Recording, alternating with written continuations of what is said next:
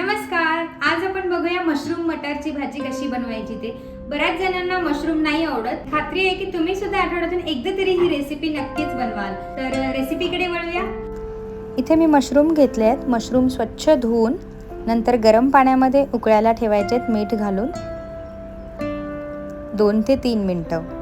त्यानंतर एका कढईमध्ये तेल घालून 2 दालचिनीचे तुकडे, 1 लाल मिरची आणि क्रश केलेले काजू बदाममुळे रिच फ्लेवर येतो.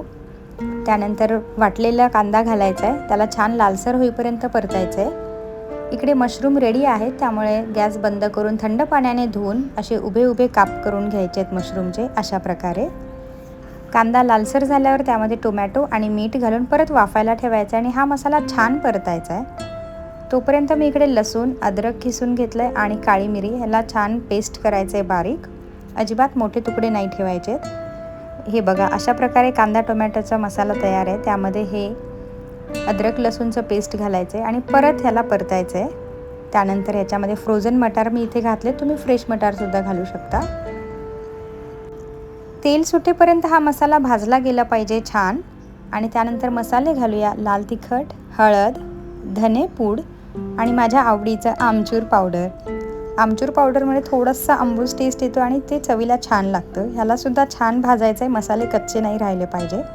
त्यानंतर मी कसुरी मेथी इकडे चोळून घालते आहे. कसुरी मेथीचा वास खूप छान येतो या भाजीमध्ये. त्यानंतर 1 चमचा बेसन पीठ घालून त्यालासुद्धा छान भाजायचं आहे. कच्चं अजिबात ठेवायचं नाही आहे. आणि शेवटी घालायचे कापलेले मशरूम्स. ह्यालासुद्धा छान परतायचं आहे. मसाला पूर्ण मशरूमला लागला गेला पाहिजे. त्यानंतर गरम पाणी घालायचं आहे अर्धा वाटी. अर्धा ते पाऊण वाटी तुम्ही घालू शकता, कारण भाजी उकळेपर्यंत हे पाणी पूर्ण निघून जातं. आणि सगळ्यात शेवटी गरम मसाला घालून झाकून ठेवायचं आहे. इकडे मी कोळसा घेतला आहे, त्याला गरम करते आहे. त्यानंतर त्याला एका वाटीमध्ये काढून घ्यायचं आहे आणि ही वाटी भाजीच्या कढईमध्ये ठेवायची आहे. इथे मी खोबऱ्याचा किस घातला आहे.